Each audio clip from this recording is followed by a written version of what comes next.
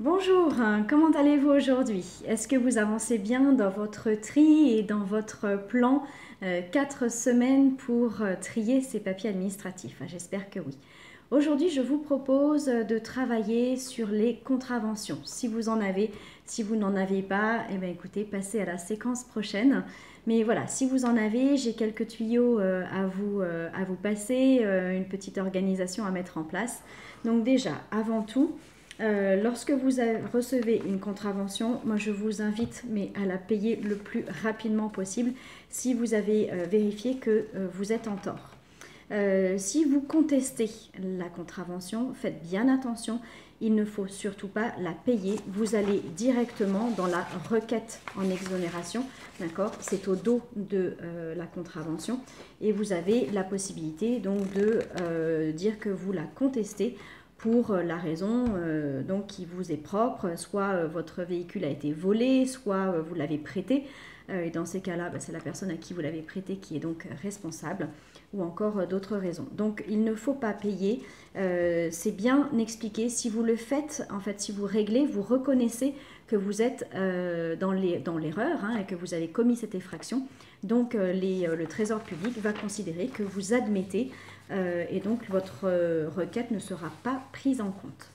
Voilà, très important. Quand vous la réglez, donc vous allez, le plus simple que je peux vous recommander, c'est d'aller sur www.amende.gouv.fr de façon à pouvoir payer en carte bleue et puis télécharger l'attestation de paiement. Donc du coup, voilà, vous agrafez tout ça, vous l'imprimez éventuellement, sinon vous la gardez sur votre ordinateur et vous agrafez tout ça. Si vous ne l'imprimez pas, que vous la gardez dans votre ordinateur, vous mettez bien quelque part sur votre papier d'avis de contravention que vous l'avez réglé en carte bleue par le biais de amende.gouv.fr. Vous mettez la date, voilà, comme ça vous avez une traçabilité et puis ça c'est à donc archiver jusqu'à l'année suivante. Et puis donc là on est sur 2020, tout ce qui est sur 2019 ça a été encaissé, alors uniquement si la contravention a été encaissée et que l'effraction a été considérée comme terminée, vous pouvez le mettre à la poubelle. Sinon, si ce n'est pas terminé, vous gardez jusqu'à ce que ce soit archivé, fini.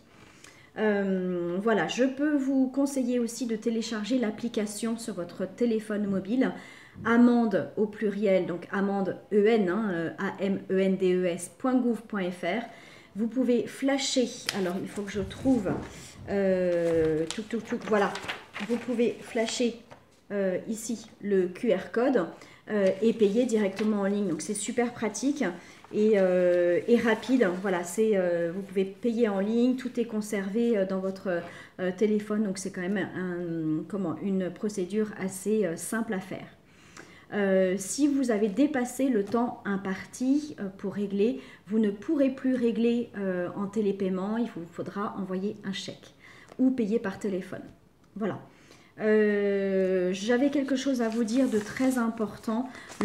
Si jamais la voiture est au nom, si vous êtes en micro-entreprise et que vous avez une voiture au nom de votre société, il faut absolument, il faut absolument déclarer le représentant légal. Alors, je vais essayer de trouver un exemple dans le paquet que j'ai là.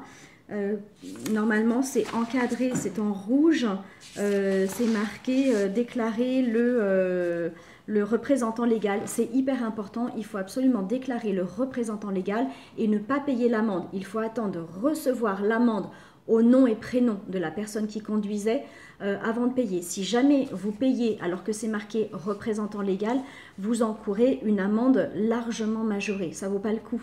Donc voilà, n'oubliez pas de désigner le conducteur. Ah oui, c'est ça. Maintenant, c'est marqué. Avant, c'était encadré en rouge et maintenant, c'est là. Donc, comme il y a beaucoup d'informations sur un avis de contravention et que c'est écrit tout petit, on a tendance à ne pas lire et du coup, à se mettre en défaut. Donc, faites très attention à ça. Voilà, c'était les éléments que je voulais vous communiquer. Encore une chose, c'est extrêmement compliqué d'avoir le Trésor public au téléphone pour avoir des informations si vous ne comprenez pas quelque chose. Du coup, je vous conseille de prendre un petit post-it Et donc en général, il y a des numéros de téléphone qui sont marqués. Il faut s'armer de patience pour les avoir au bout du fil. Lorsque vous arrivez à avoir quelqu'un et qui vous oriente vers un autre service, n'oubliez pas de marquer le numéro de téléphone de façon à pouvoir les contacter directement la prochaine fois. Ça vous évitera des longues minutes d'attente. Voilà, si vous avez des questions, si quelque chose n'est pas clair ou si je n'ai pas abordé un sujet concernant les contraventions, vous me mettez un petit commentaire là en dessous et je me ferai un plaisir de vous répondre. Voilà, je vous souhaite une très bonne après-midi. Réglez bien vos effractions, c'est hyper important. Si vous avez des courriers à faire, très important aussi, si vous avez des courriers à faire pour contester, gardez une copie, d'accord, et agrafez avec le dossier de la contravention de façon à ce que vos dossiers soient réunis par sujet, par effraction, par contravention. Voilà, je vous souhaite une très belle journée et puis je vous retrouve à demain pour un autre sujet. Merci, au revoir, bon courage.